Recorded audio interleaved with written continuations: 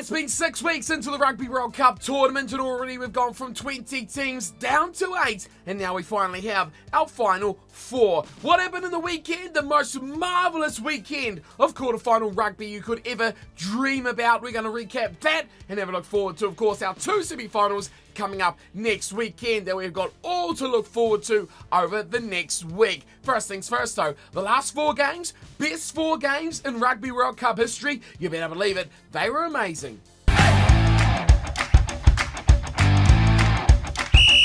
What is going on, everyone, and welcome back along to your home of rugby. Where today it's a little bit of a review, a bit of a preview, a bit of a look back at what has been the most amazing 2 days of Rugby World Cup action. The quarterfinals have just taken place and we have seen the likes of Argentina be joined by the All Blacks, be joined by England, who are also joined by South Africa, and making it through to that final 4 teams who will compete out over the next 2 weeks to be claimed the William Webb Ellis Trophy winners for the 2023 Rugby World Cup out of France. So let's recap a little bit over the last 2 days as to what actually happened. And boy, oh boy, I tell you what, we started off with what many thought would be the cut and dry game of the weekend. Wales versus Argentina. The first team we're saying goodbye to in this Rugby World Cup knockout stage. The Welsh started off brilliantly as well, grabbing an early try through Dan Biggar after about 14 minutes of the game, and that set them off on a really good start. It got them going nicely, got Biggar into the game, and the game was going as many expected it to go. Up to 10 points to 0 went the Welsh nice and early. They were tracking beautifully before Emiliano Boffelli decided for probably the first time in this tournament that he really wanted to play some rugby and really actually wanted to goal kick quite nicely. He took over that game, bringing the Pumas back to 10 points to 6, then 10 points to 9, and then before you know it, the Pumas were in the lead with 12 points to 10 against the Welsh. Things sort of come back to normal as we expected, with Thomas Williams coming on early on in the second half and making his first impact with a try to join Dan Biggar as the only men to cross the whitewash in this one. But don't forget about the impact of Emiliano Boffelli. He continued to put the pressure on, converting the try from Joel Scalvi, the big prop who bundled his way over just before the 70-minute mark to make this another lead back for the Pumas. Looking back at it, of course, that goal kicking was super important for Mr. Emiliano Boffelli. But then the clutch things happened right at the end, with the scoreline sitting at 19-17, the Pumas with the lead and looking to hold out that late Welsh flourish over the final 5 minutes of the game. The unthinkable for the Welsh fans happened. Yes, a little pop ball back inside gave just the first little glimpse of what this weekend was going to have in store for us, as Nicolas Sanchez grabbed the little pop ball back up, cut back on the angle, and ran a clean 40 metres to score what would be the ultimately deciding try in this matchup. The veteran, again, something we're going to mention a lot, with all the experience on his side,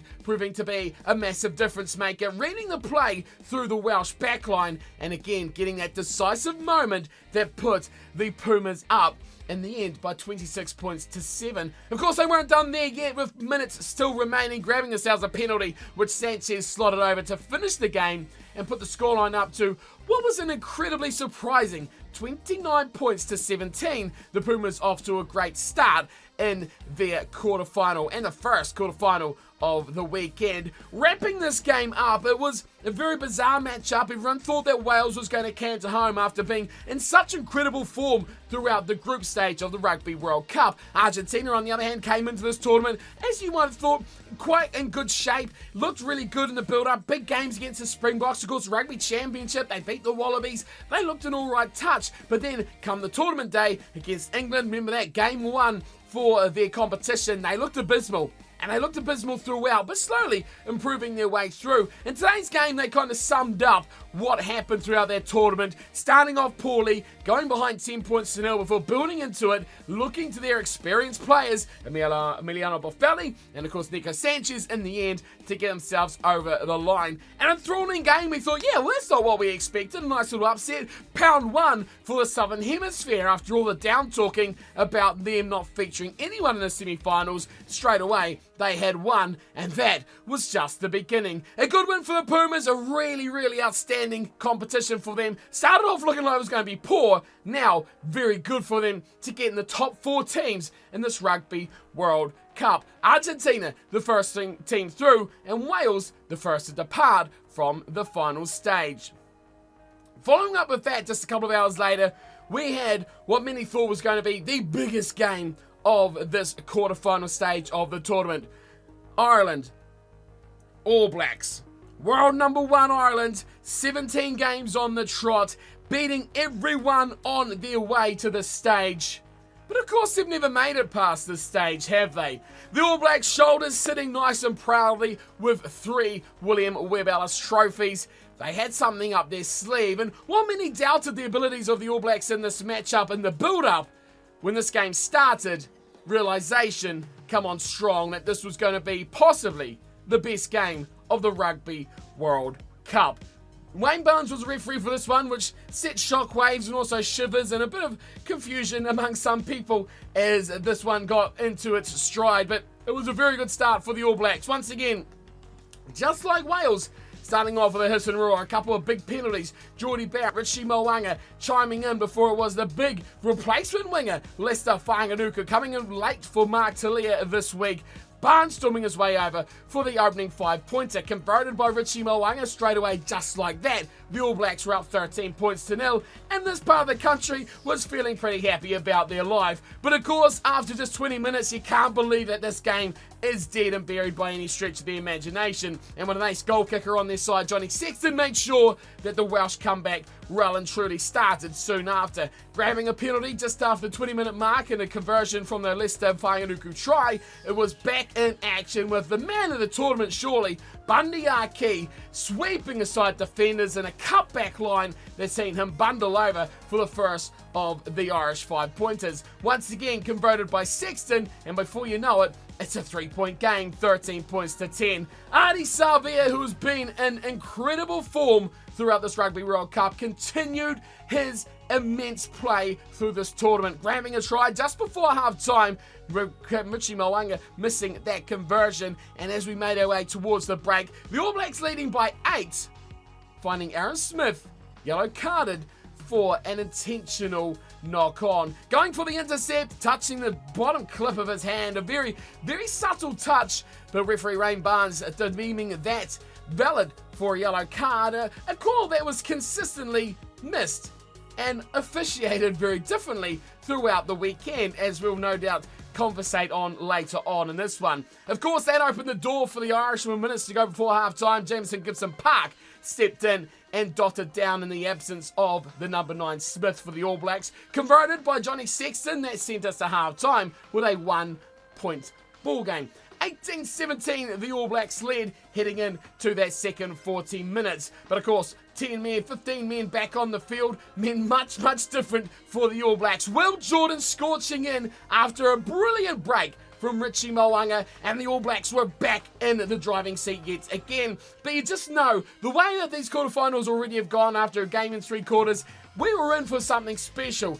The substitutes come on, the All Blacks led by 8 at this point, but then things took a twist once again. In the 64th minute of the game, a penalty try. The Irish maul trundling its way towards the line, and that saw not only the penalty try, but also the yellow card for Cody Taylor. Collapsing that maul, it looked odds on that Ireland were going to score that try. Again, 14 men for the All Blacks, and I think a defining moment in this match was the tackle from Jordie Barrett to save the try from, I think, Andrew Porter, who was rumbling his way over close to the line. The forwards doing a lot of hard work. Jordie Barrett under the ball, sealing it off from getting put down and causing that to be held up for the All Blacks. When you're down to 14 men, a big play like that saves your team from going behind, that can be the absolute difference. He was, of course, the one that set that lead out by just a few more moments later, heading towards the 70th minute, knocking over that penalty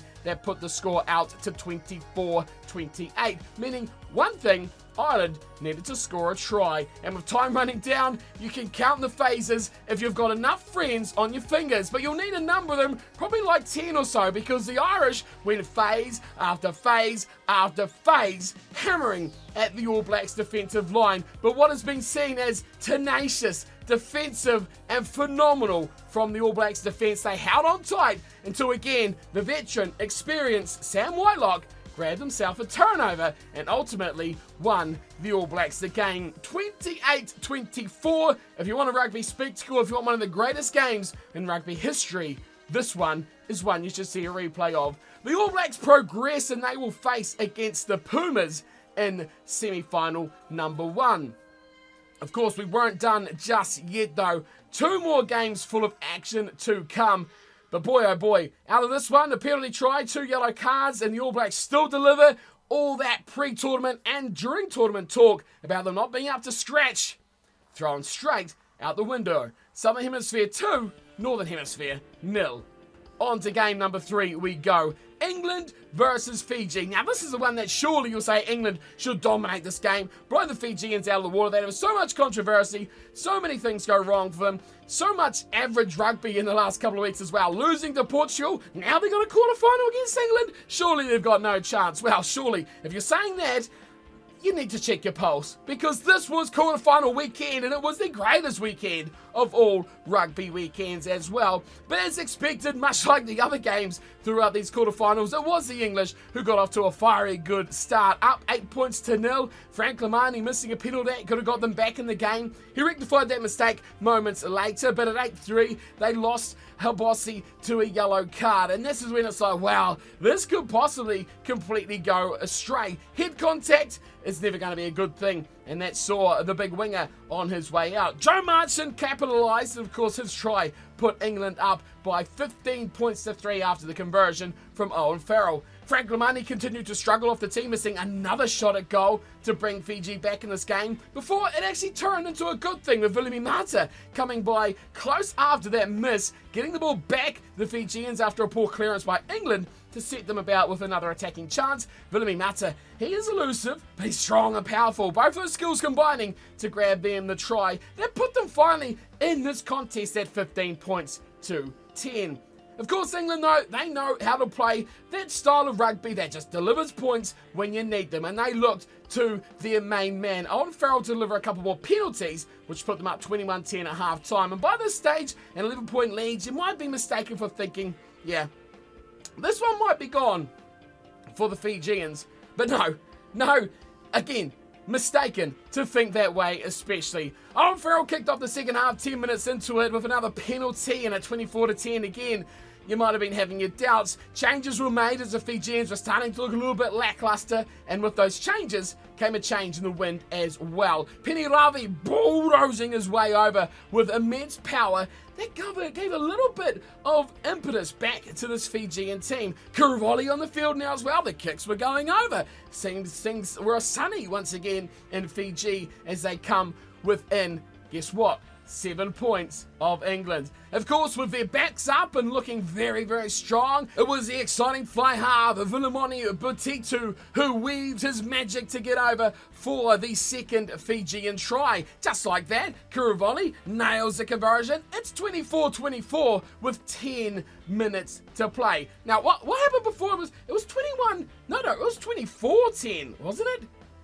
What the hell happened? Well, Fiji certainly did wake up, and it caused England to seriously ship up their ideas. They did so well enough though, but boy, it wasn't without a little bit of a contentious decision or two throughout those final 10 minutes. Owen Farrell slotted an unexpected drop goal by the Fijian defence. They had no idea it was coming, and he calmly popped that over from about 15 or 20 metres out. Again, more subs coming on late. That was influenced the game somewhat, but it just didn't seem to give enough for the Fijians to really get themselves thundering over the line. Once again, Farrell added another penalty from some poor discipline by the Fijians. With just a couple of minutes to go, the lead was up to 6, and Fiji were well on attack. Sadly for them though, the referee and some good English defence did not allow them to get that one final shot at the English line, and that full-time score remained a 6 points difference at 30 points to 24. Devastation for the Fijians, relief and elation for the English, who really were pushed to their outer limit.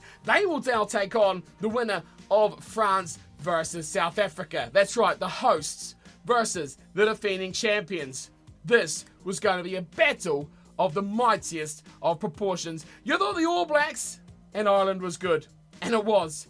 This one probably will be right up there with it as well. And very weirdly to say when you look at this matchup, when you think about South Africa, big, tight, tense match like this, you think, surely, the Springboks will look and they'll accumulate points, they'll look to use their forwards, get in good positions, get some penalties, and play a good conservative game. Not a damn chance in hell. What are you smoking? Must be some really good stuff. The French scored within 4 minutes, and we're like, what the hell is going on? This is electric rugby straight off the whistle. And bang, we were engrossed in a game that had swings, roundabouts, seesaws, and all sorts of objects you wouldn't really relate to a rugby field, but it felt like an emotional roller coaster, because just like that, France were up 7 points to 0. We're like, this is interesting. Then South Africa said, well, whatever you can do, we can certainly do a bit better than that. And they did. They struck straight back. Currently, I don't say lucky bounce to the rugby ball, but boy, oh boy, has that kid got pace to burn. Give him a match and light it up, because there's skid marks down the side of that pitch that, hey, he scorched on to grab that opening try. Ramos missed a penalty. It's probably a highlight. And then straight after, Damien Denendi scored a try. Ouch. That's gotta hurt for the French.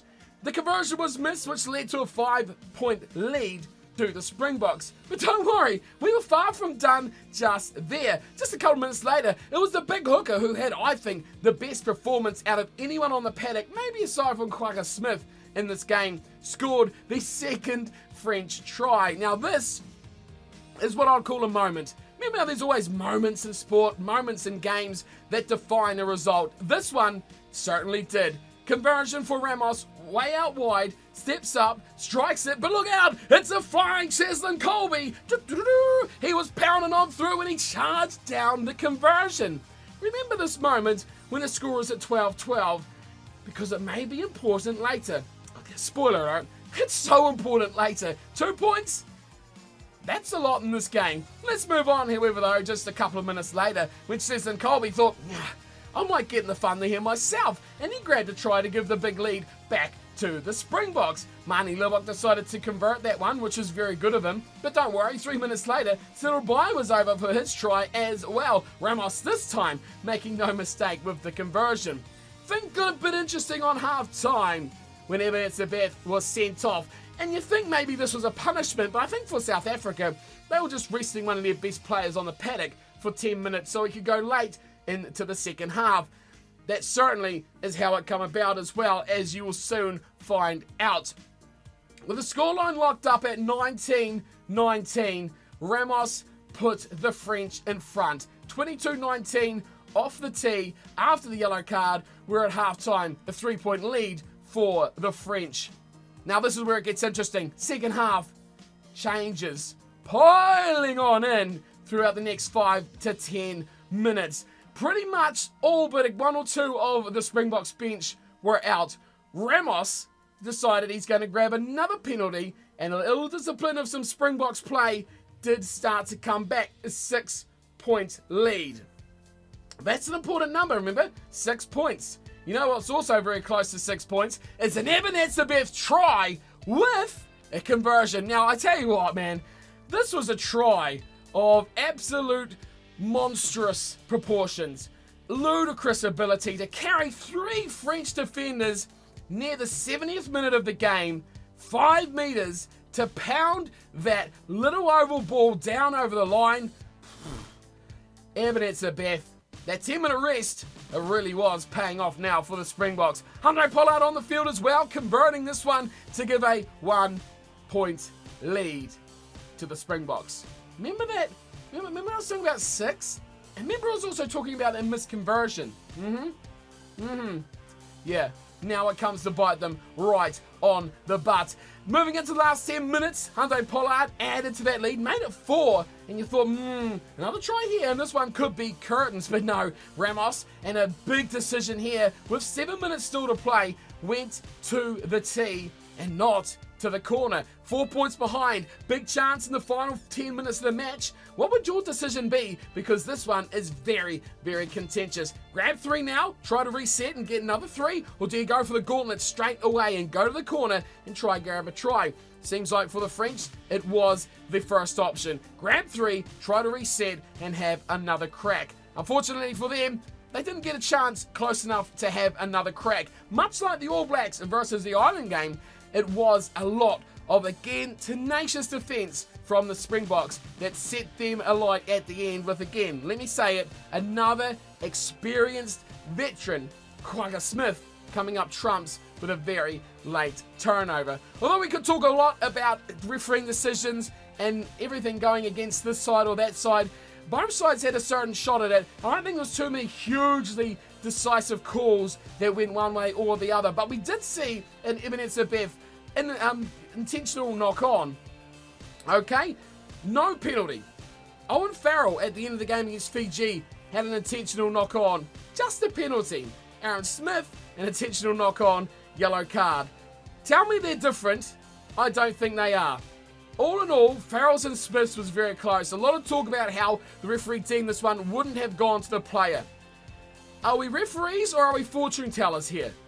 Do we referee on what has happened and what has been done? Or are we refereeing on the potential of what could possibly happen? Because, I mean, I could be out there playing and I could just decide to fly. Then how are you going to tackle me? And if you do tackle me, it's a tackle in the air. So go get yourself a yellow card for that one. This is the sort of thing that shouldn't be in a referee's vocabulary, is potential of something happening after the act. If this is an intentional knock-on, that has happened. If this is a high tackle, it's happened like this. If it's a head clash, that's happened. What could possibly have happened afterwards really shouldn't come into it, because very easily the pass could have been dropped. The pass could have been knocked on. It could have just been slipped, a player over. Anything like that could possibly happen after the fact of the ill discretion. So don't really like that too much. But again, consistency is the thing. I'm fine with this being a yellow card. I'm fine with that being just a penalty. But if this is a yellow card and the same thing happens here, it's got to be a yellow card, World Rugby. You've got to get some consistency in your game. We should be watching these matches and we should be saying, yes, that's happened. This is the result. We shouldn't be sitting here going, should we start a poll and put $5 on it because the winner's going to buy dinner? That's literally how the rulings are going right now. All in all, no huge matches. The Fijians will feel a little bit hard done by that they didn't get to end their World Cup campaign on their terms with their final chance. That's about the only downside. The French are in a bit of a pain at the moment, saying that they are poorly done by. I find that hard to really justify for them. I thought a lot of calls were missed both ways. But really, in the end, for the referees, this was a very difficult weekend to referee with such incredibly tight and very expansive and exciting rugby games for us to watch. All in all, take out that negativity about the game, and these were 4 of the best rugby matches that you'll probably ever see, especially back to back to back to back, and a very, and ever. You're never going to see that again. This is the best quarterfinals, best finals weekend of World Rugby ever in the history of the game. Of course, that moves us forward to the semi-finals. We've got 2, and I'm going to just touch on them briefly about what I think could possibly happen. England versus South Africa is 1, a place in the final at stake.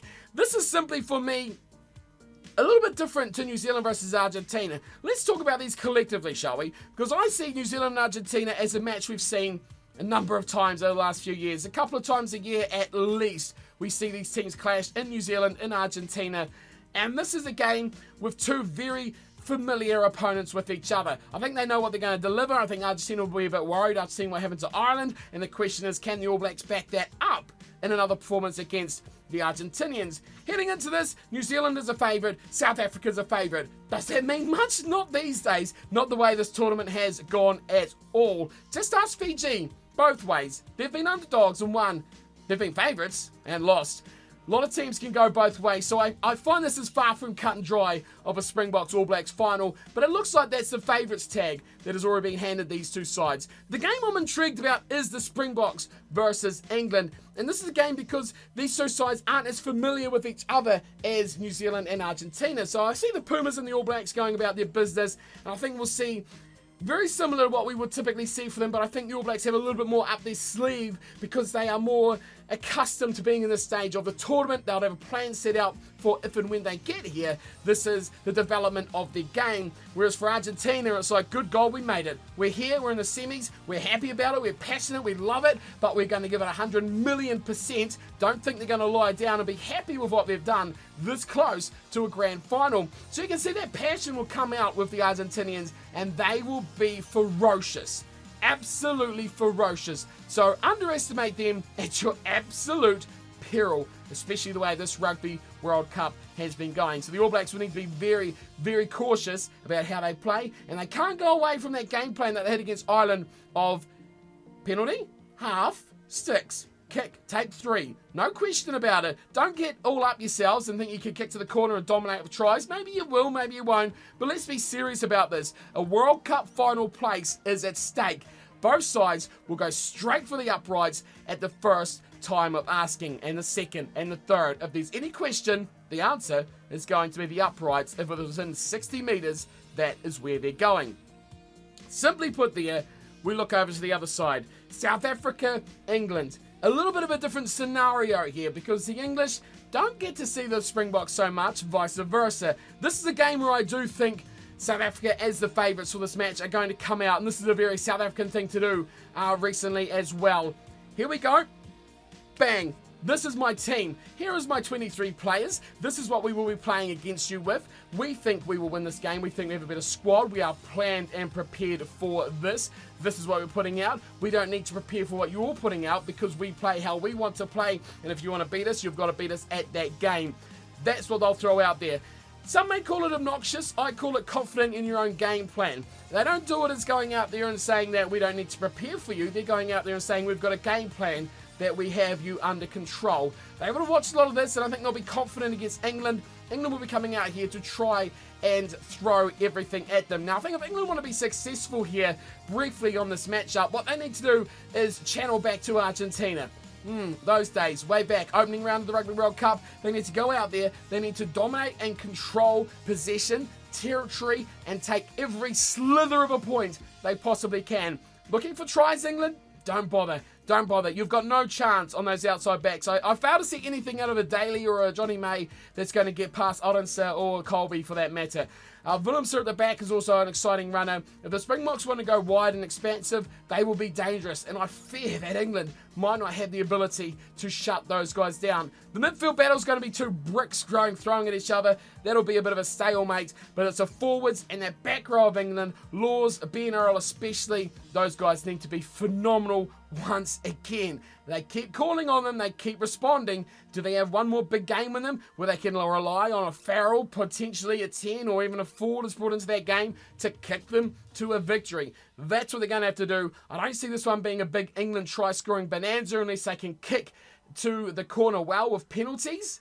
And then maybe look to a maul, which was very good against Fiji. And the Fijians had no answer despite themselves going to their maul and getting thrown completely under the bus. That's England's game plan for me.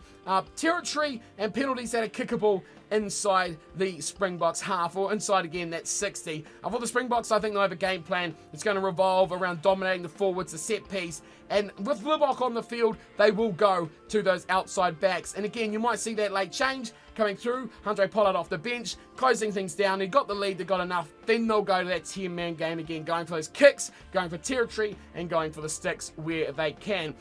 Very much an exciting weekend in prospect, and of course I will be streaming all these games on the channel as well for you to come and chat and hang out and talk about the rugby, as well as everything else that is going on Twitch and YouTube. So if you want to come and hang out on those, we will be live here on the channel and on Twitch as well. Links are in the description, so go and check those out. We have a great group of people coming by and hang out and have some great fun, so come and join us this weekend, Saturday and Sunday for me here in New Zealand. It will be, of course, be Friday and Saturday for a lot of you guys in the Northern Hemisphere. But come and hang out, say hi, even just for 5 minutes. We enjoy everyone's company, and it'll be great to see you there as well. But that is it from me. I just thought a quick recap at the end and the conclusion of the quarterfinals about what we've seen and what we've got coming up and how much fun it is going to be. I will again see you very, very soon at the conclusion of the semi-finals as well. We'll have a look towards that grand final. And of course, thank you for tuning in and watching. Hope you've enjoyed this little look back. I'm going to get some sleep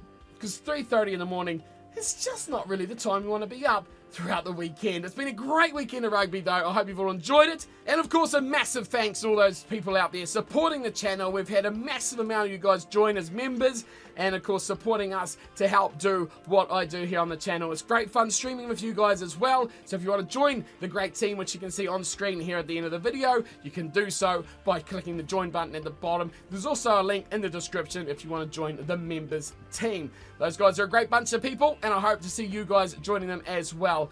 But of course, until next time, thanks for coming by and take care.